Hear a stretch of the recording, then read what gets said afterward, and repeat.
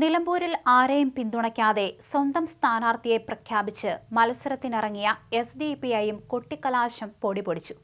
Advocate Sadiq നടുത്തുടിയുടെ road ഷോയിൽ ജീപ്പിലും ബൈക്കിലുമായി നൂറുകണക്കിന് പ്രവർത്തകർ അണിനിരന്നു. അതിനിടെ തെരഞ്ഞെടുപ്പിന് മണിക്കൂറുകൾ മാത്രം ശേഷിക്കെ നിലമ്പൂർ പോത്തുകല്ലിൽ DYFIയിൽ നിന്നും ഏതാനും പേർ രാജിവെച്ച് SDPIയിൽ ചേർന്നു. പുതിയ അംഗങ്ങളെ സംസ്ഥാന സെക്രട്ടറിമാരായ അൻസാരി ഏനാത്ത്, MM താഹിർ എന്നിവർ മെമ്പർഷിപ്പ് നൽകി സ്വീകരിച്ചു. SDPI മലപ്പുറം ജില്ലാ വൈസ് പ്രസിഡന്റാണ് സ്ഥാനാർത്ഥിയായ അഡ്വക്കേറ്റ് സാദിഖ് നടുത്തുടി. നേരത്തെ പാലക്കാട് ഉപതെരഞ്ഞെടുപ്പിൽ SDPI പിന്തുണ UDFിനായിരുന്നു. മുൻ തെരഞ്ഞെടുപ്പിൽ BJP തൊട്ടടുത്ത് എത്തിയതിനാൽ അവർ വിജയിക്കാതിരിക്കാൻ UDFിനെ പിന്തുണയ്ക്കുന്നുവെന്നായിരുന്നു SDPI വിശദീകരണം. ചേലക്കര ഉപതെരഞ്ഞെടുപ്പിൽ PV അൻവറിന്റെ DMK സ്ഥാനാർത്ഥിയെയാണ് SDPI പിന്തുണച്ചത്.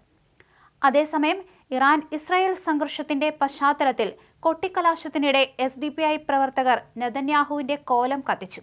ഇറാനിലും ഗസയിലും ഇസ്രായേൽ കൂട്ടക്കുരുതി നടത്തുന്നു എന്നാരോപിച്ചായിരുന്നു പ്രതിഷേധം. ആ തലവനെ ലോകത്തിന്റെ പ്രതിഷേധമായിട്ട് നമ്മൾ ഇവിടെ കത്തിക്കുകയാണ്.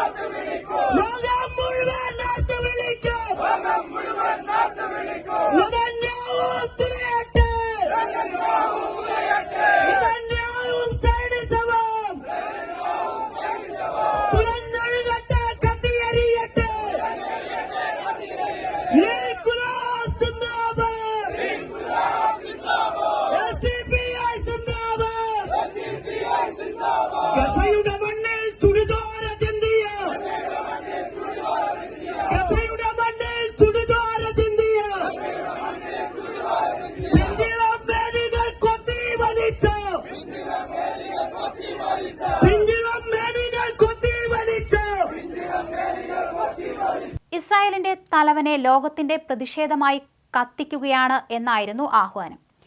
SDPIക്ക് സിന്ദാബാദ് വിളിച്ചുകൊണ്ട് നെതന്യാഹുവിനെതിരെ മുദ്രാവാക്യം മുഴക്കിയാണ് കോലം കത്തിച്ചത്. തെമ്മാടി രാഷ്ട്രം, ഇസ്രായേൽ തൊലയട്ടെ എന്നിങ്ങനെയുള്ള പോസ്റ്ററുകളും ഏന്തിയായിരുന്നു പ്രതിഷേധം.